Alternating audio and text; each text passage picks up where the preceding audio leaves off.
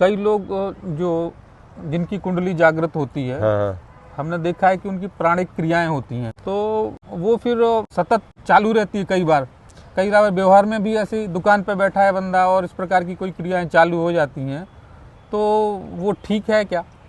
देखिए कुंडली जागरण अगर हो गया तो 24 घंटा चलता है। अच्छा। उसके लिए कोई ऐसा विधि निषेध नहीं है कि इतनी टाइम चले, इतने अपन बैठे तभी चले, वो अंदर से चलता ही रहता है। और जहाँ तक ये शारीरिक मुद्राएं की बात, तो ये प्राणिक क्रियाएं नहीं है, शारीरिक क्रियाएं हैं। हमको जिस मुद्रा की जरूरत होगी तो मुद्रा हो जाती।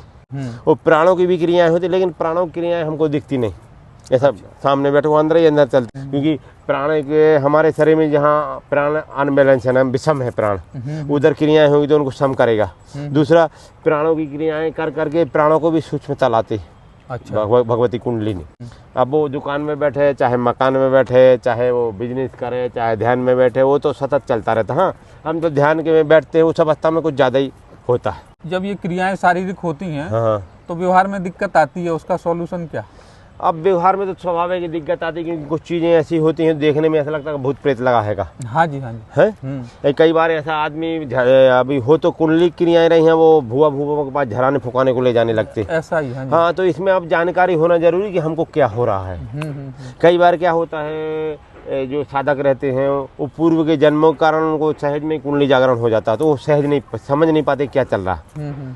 हाँ, तो इसमें एक बड़ी समस्या खड़ी हो जाती है, क्योंकि लोग फिर डॉक्टरों के पास भी ले जाते हैं, झराने फुकाने भी ले जाते हैं, और उससे ठीक नहीं होता। हाँ, ऐसा है। तो उसको थोड़ा सा सूक्ष्मता से समझना पड़ेगा कि हो क्या रहा। अच्छा। ऐसा है। और वास्तव में देखा जाए तो कैसा है, अध्यात्म है मतलब कैसा है, अब बच्चा पढ़ रहा है तो मतलब टीचर के संपर्क में है कहीं ना कहीं।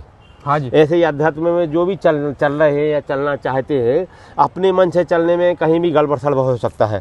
तो जो महापुरुष हैं जिनने इस रास्ते से गए हैं, जो इन साधना करके आगे बढ़े हैं, तो उनके संपर्क में रहना बहुत ज़रूरी है।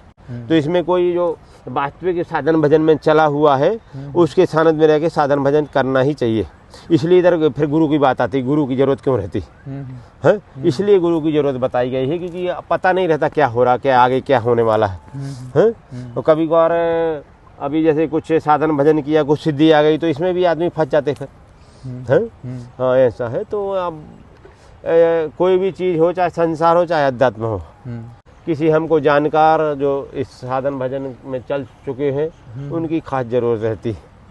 मनमानी साधना में कहीं भी विघ्न आ जाते हैं, हम कहीं भी फंस जाते हैं, क्योंकि हम अपने मन के अनुसार अपने को तोलने लगते। फिर सिद्धि आ गई तो फिर ऐसा लगता है हम बहुत ऊंचे हो गए।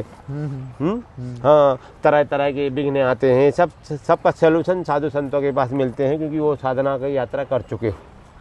तो अपने शिष्य को, साधकों को वो सावधान करते रहते कि नहीं ऐसा करिए, वैसा करिए, ये ना करिए, वो ना करिए, है अभी इसकी जरूरत नहीं है।